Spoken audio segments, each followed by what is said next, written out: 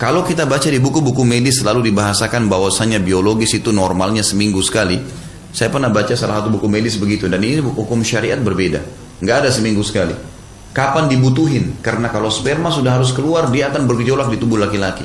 Nggak bisa. Akan mengacaukan semuanya, gitu kan?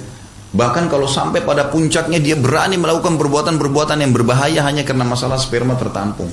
Ini bahaya sekali. Kasus banyak laki-laki memukul istrinya. Kasus banyak laki-laki berkata-kata kasar. Kalau ditelusurin permasalahannya cuma satu. Biologisnya bermasalah dengan istrinya. Karena masalah itu. Gitu kan? Kembali ke masalah ini.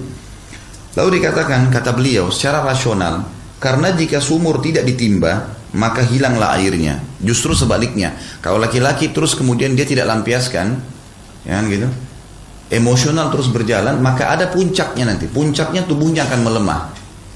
Sampai pada tingkat melemah. Tiba-tiba banyak hal-hal yang kena ya. Masalah penyakit gula, masalah penyakit tulang, masalah macam-macam. Larinya ke situ. Spermanya nanti akan mengering dan akhirnya jadi masalah buat dia. Merusak organ tubuh yang lainnya. Muhammad bin Zakaria rahimahullah mengatakan, barang siapa yang meninggalkan hubungan seksual dalam waktu yang lama, maka kekuatan syarafnya akan melemah. Cara berpikirnya gitu kan. Itu semua akan melemah. Dan ini terjadi walaupun laki-laki itu sudah tua. Kita temukan ada laki-laki yang seksualnya terjaga, biar umur 80 tahun tetap sehat. Umumnya begitu.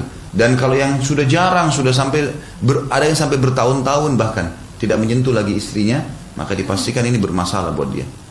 Baik itu mungkin mengganggu pola cara berpikirnya, urat-urat sarafnya melemah, banyak penyakit yang kena dan segalanya. Alirannya tersumbat gitu kan, dan kemaluannya tidak berfungsi lagi, lama-lama tidak akan berfungsi. Ia mengatakan, aku melihat segolongan orang yang meninggalkan hubungan seks karena sejenis kezuhudan, atau sering disebutkan oleh orang-orang sufi takasyuf. Takasyuf ini tidak usah berhubungan biologis sama istri, tidak usah nikah, untuk zuhud. Ini salah ini ya, ini salah. Seperti yang dilakukan oleh pastor di Katolik, nggak usah kenal perempuan. Akhirnya apa yang terjadi? Umumnya mereka masih umur 50, 45, 50 yang tidak pernah sama sekali menikah, ini justru stres, gila, penyakit, masalah semuanya. Atau kelihatan sangat tua wajahnya. Gitu.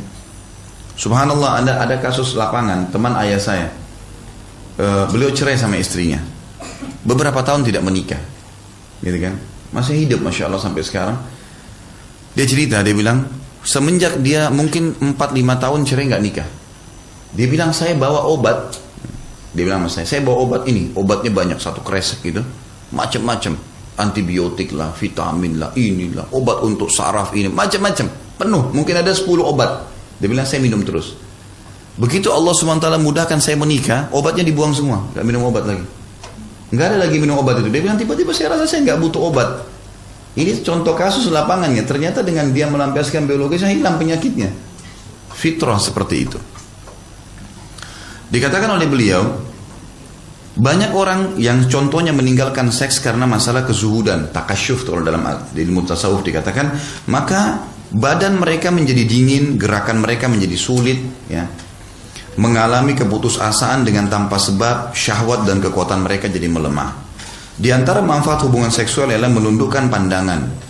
Orang kalau sudah terlampiaskan biologisnya, maka dia otomatis akan bisa menurunkan pandangannya di luar. Ini mungkin tentu bapak-bapak yang sudah menikah tahu tentang masalah. Kalau dia melampiaskan biologis yang positif dan istrinya bisa melayaninya, maka di luar dia bisa budul basar namanya, menurunkan pandangan dari yang haram. Bahkan subhanallah sampai pada tingkat seperti apapun fitnah perempuan di depan mata dia tidak terpengaruh. Tidak terpengaruh. Tapi kalau tidak terlampiaskan, biar nenek-nenek jadi cantik. Loh iya, itu berbahaya. Ini sudah fakta lapangan, gitu kan? Jangan dibayangkan. Jadi nggak usah bilang gawat. Ini kata-kata gawat ini dibayangkan. Menahan diri. Di sini dikatakan di antara manfaat hubungan seks, manfaatnya adalah ia menundukkan pandangan, menahan diri dan mampu memelihara diri dari keharaman.